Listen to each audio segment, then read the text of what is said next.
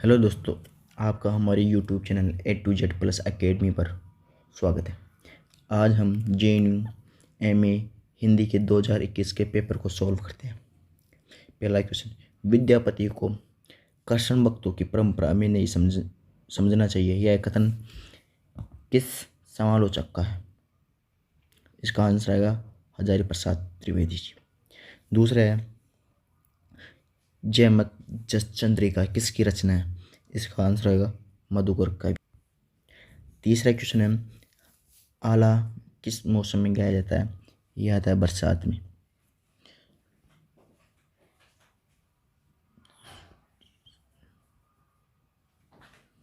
यह आता है बरसात में गाया जाता है। चौथा क्वेश्चन है, जे हाले मिसके मकुन तजा फूल जराय नैना बनाए बतिया, ये काव्य किस पंक्ति किस कवि यह काव्य पंक्ति किस कवि की है? तो इसमें आएगा अमीर खुसरो। पांचवा क्वेश्चन है, हिंदी काव्य में प्रयुक्त होने वाले 12 मासा वर्णन सबसे पहले किस ग्रंथ में मिला है? तो आएगा बिसल देव रासो। छठवा क्वेश्चन है, निम्नलिखित में से किस आलोचक ने अनुमान किया है कि चंद ने रासो की रचना सुख सुखी संवाद के रूप में की थी? तो किसने की थी ये? हजारी प्रसाद त्रिवेदी जी। सातवां, अपभ्रंश का अपना छंद निम्न में से किसे कहा जाता है? तो इसका आएगा दोहा और दूहा। आठवां है, सिद्धों की कितनी संख्या मानी गई है? तो सिद्धों की संख्या मानी गई है 84। आज तो डांस इन स्कूल। नवा क्वेश्चन, बतरस लालच लाल की मुरलीधरी लुकाय सोह करे बोआन से देन कहे नटी जाए, उक्त काव्य पंक्ति किस कवि की है? तो इसमें आएगा बिहारी। 10वां क्वेश्चन है, प्रेम मार्ग का ऐसा प्रवीण और धीर पथिक जहाँ जबादानी का ऐसा दावा रखने वाला ब्रजभाष का दूसरा कवि नहीं हुआ, यह कथन किस कवि के लिए कहा गया है? तो यह गणानंद के लिए। 11वां क्वेश्चन, रीति काल के किस कवि ने कहा है कि ब्रजभाषा हेतु ब्रजवासी ही नहीं मानो? तो किसने कहा है? ये कहा है भिखारी दास जी। इंद्र जी में जब बड़वसु अभय पर रावण सदम पर रघुकुल राज है, उपरुक्त काव्य पंक्ति में कवि कौन है? उपरुक्त काव्य पंक्ति के कवि कौन है? तो इसके है भूषण जी। 13वां क्वेश्चन, निम्न दो कथनों में से एक को अभिकथन और दूसरे को तर्क से निम्नलिखित किया गया है। कथन है, रामचंद्र शुक्ल के अनुसार रीतिकाल के कवियों की प्रिय छंद कवित्व और सेवय ही रहे। और इसका तर्क है, रीतिकाल के कवियों ने कवित्व और सेवय के अलावा और किसी छंद की रचना नहीं की। तो इसमें ना पहला तो सही है, लेकिन उसका तर्क ना गलत है। इसमें कौन सा आएगा? तीसरा। 14वां क्वेश्चन है, इसका अभिकथन है, रामचंद्र शुक्ल के अनुसार गणानंद ने के वियोग संबंधी पद्य प्रसिद्ध है। उसका तर्क है, गणानंद ने वियोग रस के अतिरिक्त किसी और रस की रचना नहीं की। तो इसमें ना पहला तो सही है और दूसरा गलत है। तो इसमें ऑप्शन नंबर 3 सही। कथन है, रामचंद्र शुक्ल के अनुसार बिहारी ने यद्यपि लक्षण ग्रंथ के रूप में अपनी सतसई नहीं लिखी, पर नकसिक नायक का भेद सट ऋतु के अंतर्गत उनके सब श्रृंगारी दोहे आ जाते हैं। उसका कथन है दूसरा, रामचंद्र शुक्ल के अनुसार दोहों के बनाते समय बिहारी का ध्यान लक्षणों पर अवश्य था। तो इसमें पहला भी सही है और दूसरा भी सही है। तो इसमें क्या आएगा? दोनों कथन सही है। तीसरा। 16 क्वेश्चन, कथन है, रामचंद्र शुक्ल के अनुसार रीति ग्रंथों के कर्ता भावुक सहृदय और निपुण कवि थे। उसका तर्क है, अन्य दूसरे कवि भावुक सहृदय और निपुण नहीं थे। इसमें पहला तो सही है, दूसरा गलत है। तो इसमें ऑप्शन फर्स्ट। अब है, श्रृंखला की कड़ी किसकी रचना है? बहुत ईजी क्वेश्चन है। यह है महादेवी वर्मा। 18वां दी सेकंड सेक्स किसकी रचना है? तो ये भी बहुत इजी है। ये चौथा है सिमोन द बुवारी। 1912 तेंदुल ने जिस प्रकार हिंदी गद्य की भाषा का परिष्कार किया, उसी प्रकार काव्य की भाषा काव्य की भाषा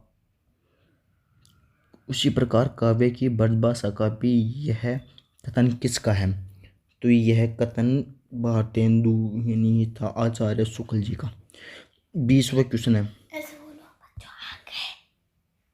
आगे। भारत सौभाग्य नाटक के रचयिता है, इसका नाम होगा बद्री नारायण चौधरी। सॉरी, इसका नाम होगा बद्री नारायण चौधरी। इसका आंसर होगा बद्री नारायण चौधरी। 21वां है सरोज स्मृति। दुख को लेकर उड़ने या उसमें खोने के लिए नहीं, बल्कि दुख को याद करके उसके भीतर ही भीतर मर्माहत होने और बीच बीच में बाहर, कभी व्यंग्य विद्युत में तो कभी आत्माधिकार में चीख पड़ने के लिए है। सरोज स्मृति के संदर्भ में यह विचार किसका है? तो यह है मल्यज का। एक 22वां है छायावाद नाम चल पड़ने का परिणाम यह हुआ कि बहुत से कवि रहस्यात्मक अभिव्यंजना के लाक्षणिक वैचित्र्य वस्तु विनिमय की विसंकलता, चित्रमयी भाषा और मधुमेह कल्पना का ही साध्य मानकर चले।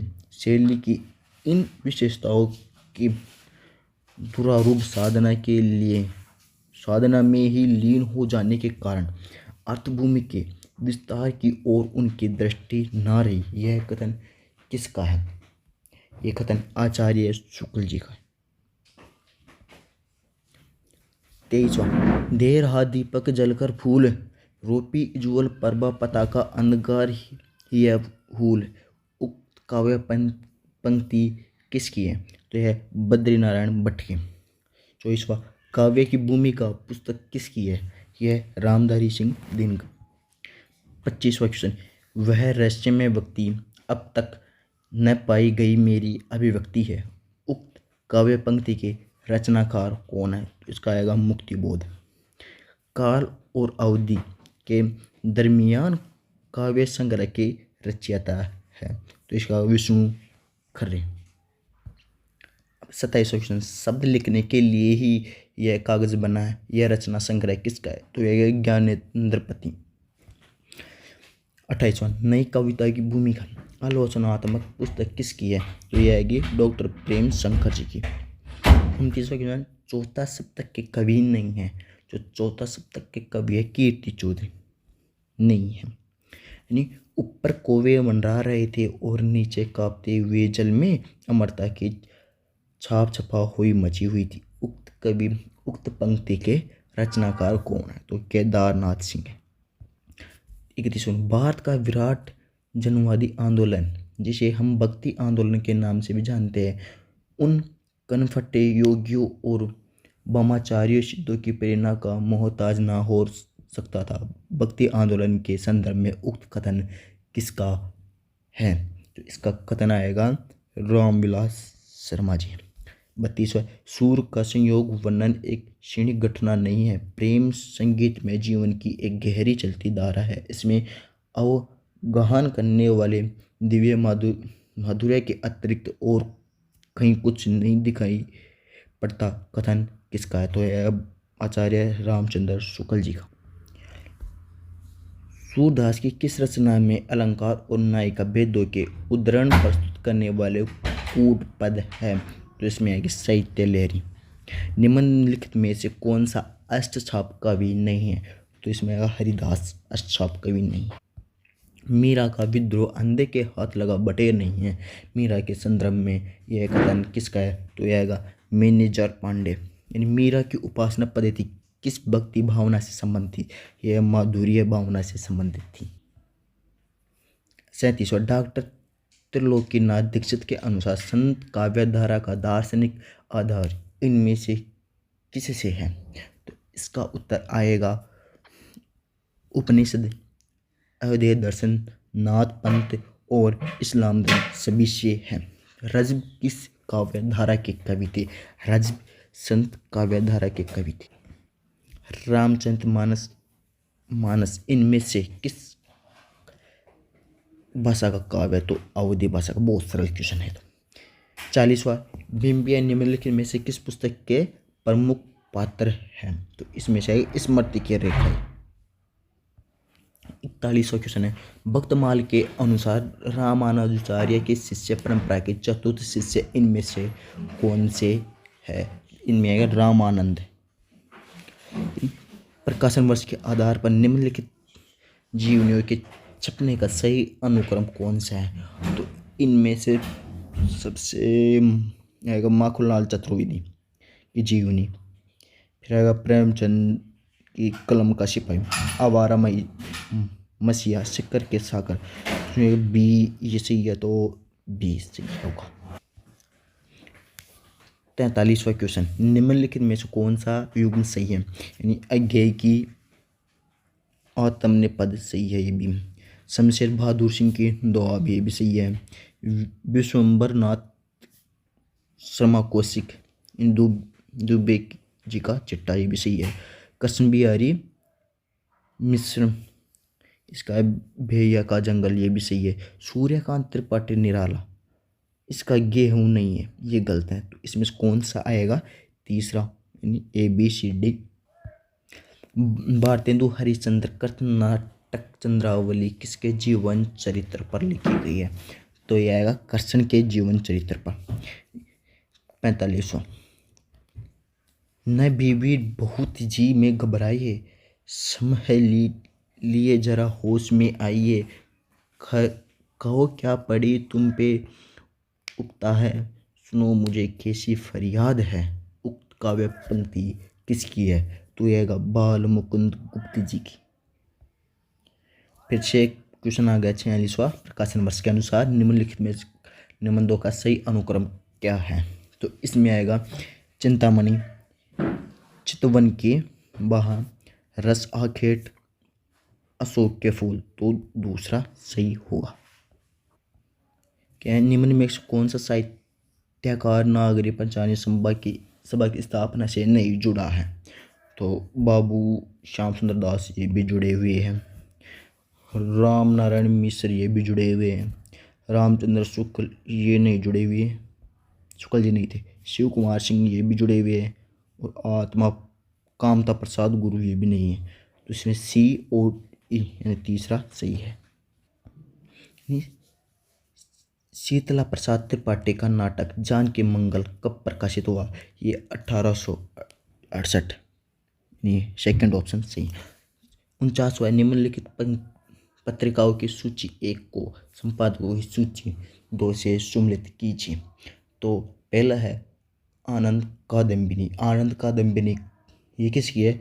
आनंद कादम्बिनी बद्रीनारायण चौधरी की। और दूसरा है सदा दर्शन, ये है लाला श्रीनिवास दास की। और तीसरा भारतेंदु भारतेंदु है गोस्वामी राधा चरण की। और बिहारी संधु बंधु, यह केशव राम भट्ट की। तो इनमें से कौन सा सही होगा? ए, पहला ही सही हो जाएगा। 50वां, सूची 1 को सूची 2 से सम्मिलित कीजिए। तो मोहसिन फनी है दबिस्तान की। अनंत दास है कबीर पचई। पीपा की है भावतारण। और नाभा दास की है भक्ति माल। तो इसमें भी पहला ही सही हो जाएगा। 51वां, आचार्य शुक्ल की पुस्तकों की सूची 1 से उनके प्रकाशन वर्ष की सूची 2 से सम्मिलित कीजिए। तो रामचंद्र शुक्ल जी का था ब्रह्मर गीतसार, ये 1925 में हुआ था। और रस मीमांसा, ये 1949 में। गोस्वामी तुलसीदास, ये 1923 में। और चिंतामणि बाग, ये 1939 से। इसमें तीसरा सही होगा। 52वां, सूची 1 को सूची 2 से सम्मिलित कीजिए। तो नरेंद्र मोहिनी, ये कब प्रकाशित हुआ था? ये 1893 में। वीरेंद्र वीर, ये 1895। कुसुम कुमारी 1899 में, और कुसुमलता ये भी 1899 में, इसलिए इसका तीसरा सही होगा। 53वां, सूची 1 को सूची 2 से सम्मिलित कीजिए। यानी शहरों के नाम: बद्रीनारायण चौधरी, प्रेमगन ये है मिर्ज़ापुर से, और लाला सीताराम ये है इलाहाबाद से, केशवराम भट्ट है पटना से, और प्रताप नारायण मिश्र ये है कानपुर से। तो इसमें पहला ही सही हो जाएगा। क्वेश्चन 54, कथन 1 है समालोचना का सूत्रपात हिंदी के एक प्रकार से भट्ट जी और चौधरी साहब ने ही किया। समालोच्य पुस्तक के विषयों का अच्छी तरह से विवेचन करके उसके गुण दोष के विस्तृत निरूपण की चाल उन्हीं ने चलाई। यानी ये तो सही है। कथन दूसरा है समालोचना का सूत्रपात हिंदी में एक प्रकार से गुप्त जी और मिश्र जी ने ही किया। समालोच्य पुस्तक के विषयों का अच्छी तरह से विवेचन करके उसके गुण दोष के विस्तृत निरूपण की चाल उन्हीं ने चली। तो यानी दूसरा गलत है, इसलिए तीसरा सही है। कथन 1 है, कथन सही है किंतु दूसरा गलत है। 55वां ए, जब से प्राकृत बोलचाल की भाषा न रह गई तभी से अपभ्रंश साहित्य का अविभाज्य समझना चाहिए। ये भी सही है। यानी चरित्र काव्य या आख्यान काव्य के लिए अधिकतर चौपाई दोहे की पंक्ति संग्रह की गई है। ये भी सही है। तीसरा है फर्जियानी सिद्धों का लीला क्षेत्र भारत का पूर्वी भाग था। गोरख ने अपने ग्रंथ का प्रचार देश के पश्चिमी भाग में राजपूताना और पंजाब में किया। ये भी सही है। डी एस सिंधु के विपरीत नाथ संप्रदाय के सिद्धांतों ग्रंथों में ईश्वरोपासना के बाह्य विद्वानों के प्रति श्रद्धा प्रकट की गई। ये गलत है। तो ए बी सी तीसरा सही है। 56वां, कथन 1 आचार्य हजारी प्रसाद त्रिवेदी जी, इनमें कोई संदेह नहीं कि कबीर ने ठीक मौके पर जनता के उस बड़े भाव को संभाला जो नाथपंथियों के प्रभाव में प्रेम भाव और भक्ति रस में से शून्य और शुष्क पड़ता जा रहा था। कथन सेकंड है, यानी ये सही है।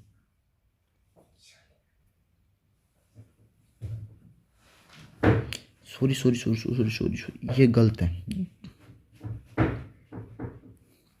सेकंड एक, आचार्य शुक्ल कबीर व अन्य निर्गुणपंथी संतों के द्वारा अंत साधना के में रागात्मिक भक्ति और ज्ञान का योग तो हुआ, पर क्रम की दशा वही रही जो नाथपंथियों के यहाँ थी।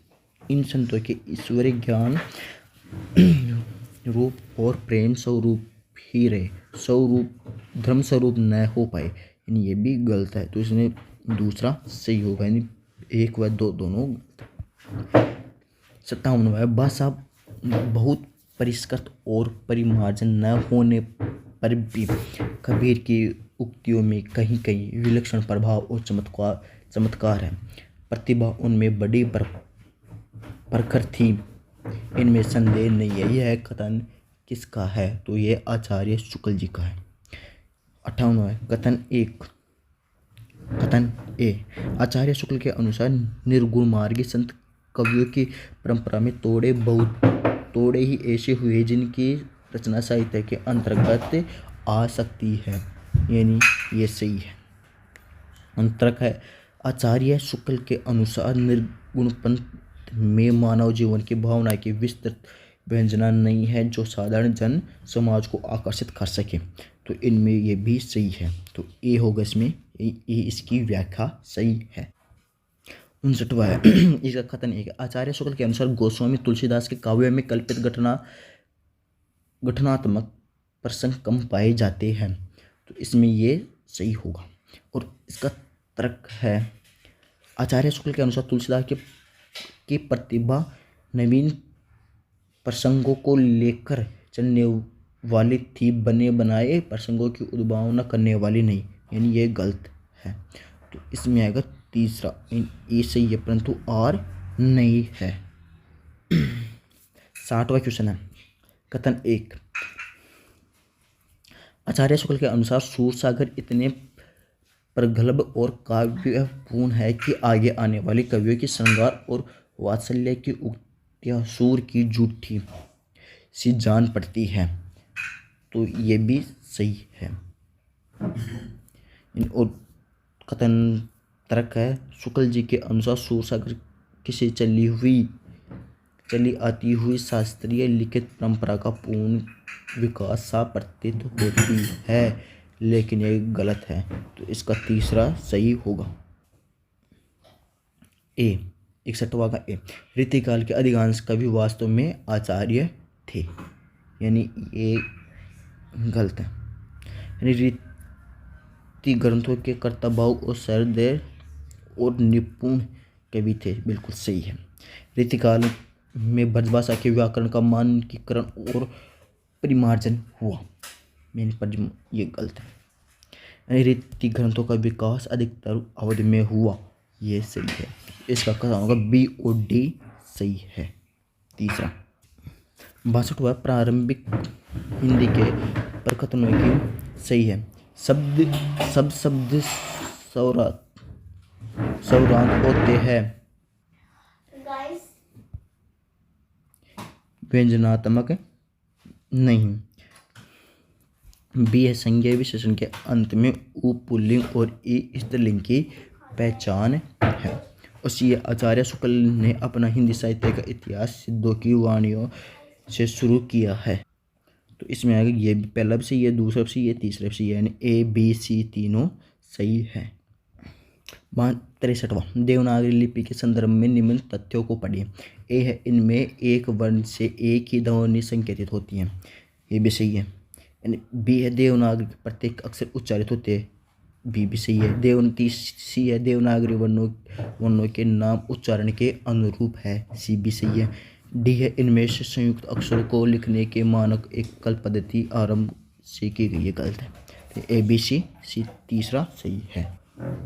64वां ए, 20 सितंबर 1949 को भारत के संविधान में हिंदी को मान्यता प्रदान की गई, यानी ये गलत है,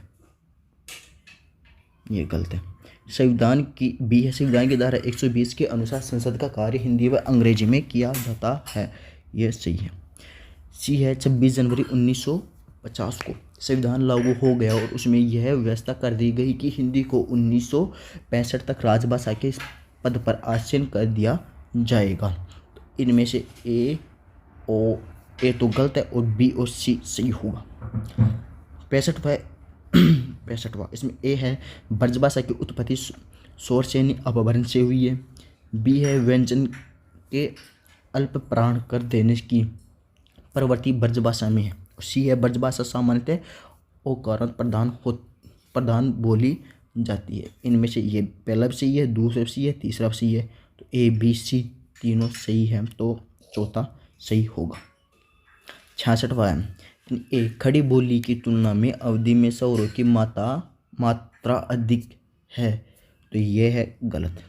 यानी बी है, प्राण अण के स्थान पर न का उच्चारण होता है, यह है सही। सी है, स्त्री प्रत्यय हेतु ब्रजभाषा की भांति इन प्रत्यय लगता है, तो इसमें बी और सी दोनों सही होंगे। अब 67वां है, यह निसंदेह कहा जा सकता है कि हिंदी कविता की अपेक्षा कहानी में शब्द सामाजिक शक्ति कहीं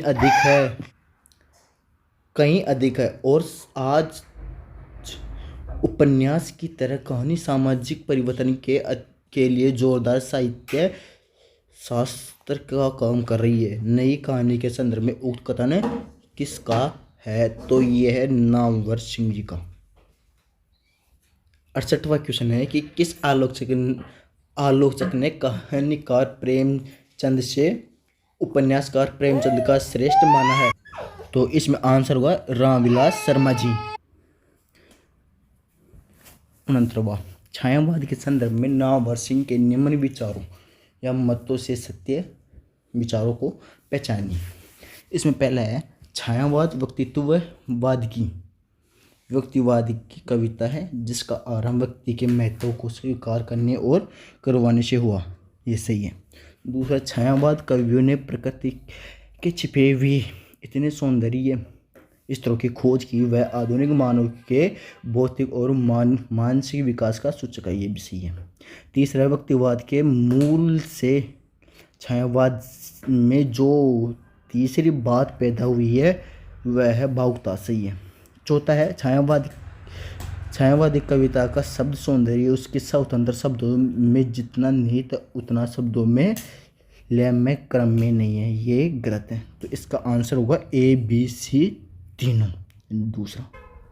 17वां, तंत्र की प्रक्रिया एक यांत्रिक साधना थी किंतु वैष्णव प्रक्रिया प्रेम का साधन थी। राधा के बिना कृष्ण अपूर्ण थे। यह एक ऐसी बात है जो तंत्रवाद से वैष्णव भाव को पृथक कर देती है। यह कथन किसका था? यह था आचार्य हजारी प्रसाद त्रिवेदी जी का। काव्य 11वां। काव्य में आत्मा की संकल्पात्मक मूल अनुभूति की मुख्य धारा रहस्यवाद है। यह कथन किसका है? तो यह कथन जयशंकर प्रसाद जी का है। 72वां, निम्न पुस्तकों में से नामवर सिंह की पुस्तक है। इनमें से पहला है बात में बात, दूसरा है सम्मुख, बात में बात भी है, सम्मुख भी है। आचार्य हजारी प्रसाद त्रिवेदी की जय यात्रा, ये भी है। तो चौथा है परंपरा का मूल्यांकन, ये नहीं है। तो ए बी सी तीनों ये होगा। 73वां, विशिष्ट पद रचना की रीति है। यह कथन किसका है? तो यह है वामन का। 74वां, गदभंगी नीति का अर्थ है। तो इसका अर्थ है किसी साधारण वस्तु का साधारण लौकिक प्रकार से भिन्न अलौकिक ढंग से कथन, यानी तीसरा। यानी 75वां है आनंदवर्धन की करती है, आनंदवर्धन की कविता करती है धन्यालोक। 76वां है कि सूची 1 को सूची 2 से सम्मिलित कीजिए।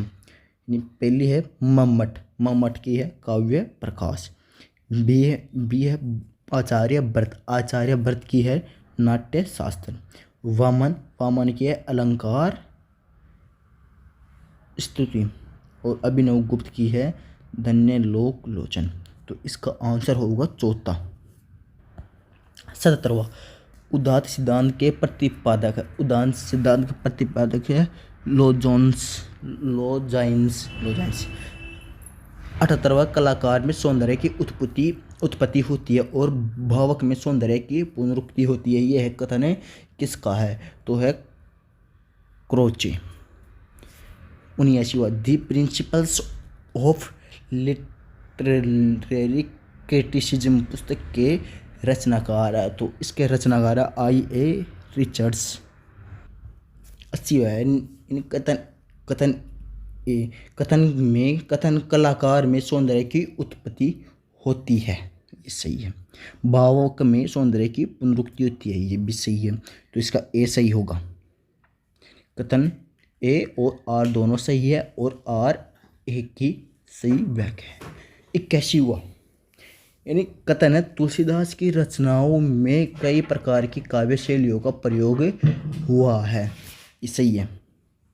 और दूसरा है तर्क, तुलसीदास हिंदी के श्रेष्ठ कवि है। ये भी सही है, लेकिन ये इसकी व्याख्या नहीं है। तो इसके लिए दूसरा सही होगा। ए और आर दोनों सही है परंतु आर एक की व्याख्या नहीं है। 82वां, आरती की जेल हनुमान लला की दुष्ट दलन रघुनाथ कला की किसकी पंक्ति है? ये किसकी पंक्ति है? रामानंद की। लेकिन कई लोग इस पंक्ति के लिए तुलसीदास के लिए भी लगा देते हैं, लेकिन ये क्या है? गलत है। ये रामानंद की है। 83वां, सूची 1 को सूची 2 से सम्मिलित कीजिए। यानी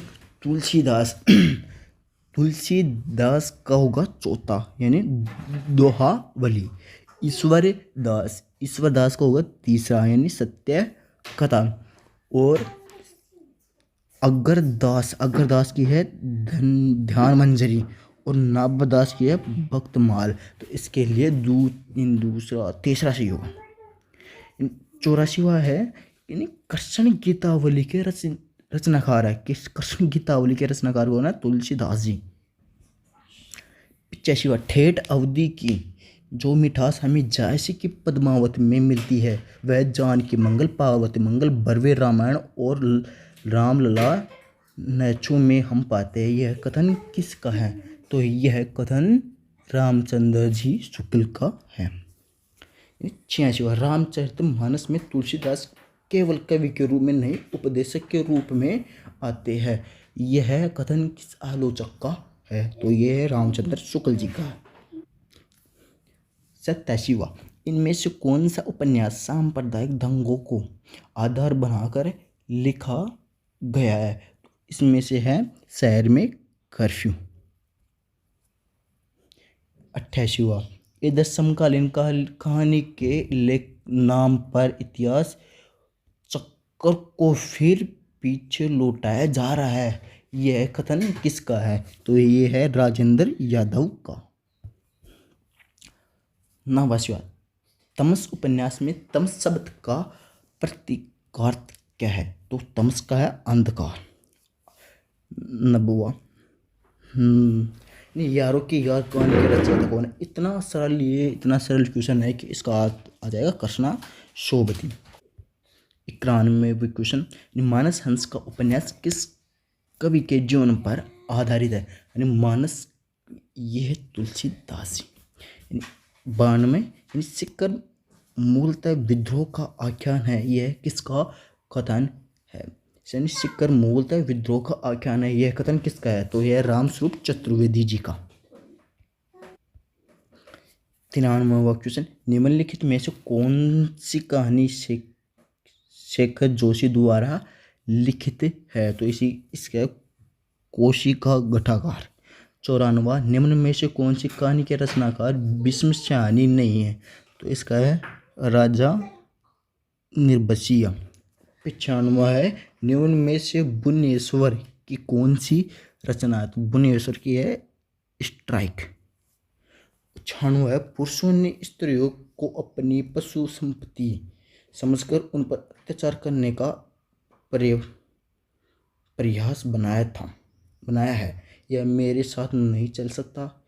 ये पंक्तियाँ किस नाटक से ली गई है? तो ये है ध्रुव स्वामिनी नाटक से ली गई है। 97वां क्वेश्चन, तिरस्कृत किस लेखक की आत्मकथा है? ये है तिरस्कृत तिरस्कृत है शोराज सिंह बेचैन की। 98वां, ये यदि हिंदू अछूत पीड़ित दलित कहाँ तक पड़े रहेंगे, प्रबल अनल के प्रचंड शोले जमी में कब तक गड़े रहेंगे। उपरोक्त पंक्तियाँ किस कवि की है? तो है अच्युतानंद हरिहर की। 99वां क्वेश्चन, धूनी तपे तीर उपन्यास के लेखक कौन है? धूनी तपे तीर उपन्यास के लेखक है हरिराम मीणा जी। और लास्ट क्वेश्चन है, सूची 1 को सूची 2 से सम्मिलित कीजिए। तो इसमें क्या है? रूप नारायण सोनकर, इसकी है 2, यानी सुहरदान। दयानंद बटोई की है सुरंग। सूरज चौहान की है हेरी कब आएगा। और विपिन बिहारी की है अपना मकान। तो इसमें कौन सा सही होगा? पहला। आज के लिए इतना ही। आज हमने JNU MA हिंदी एंट्रेंस 2021 का हिंदी साहित्य का पेपर कंप्लीट कर लिया है। धन्यवाद दोस्तों।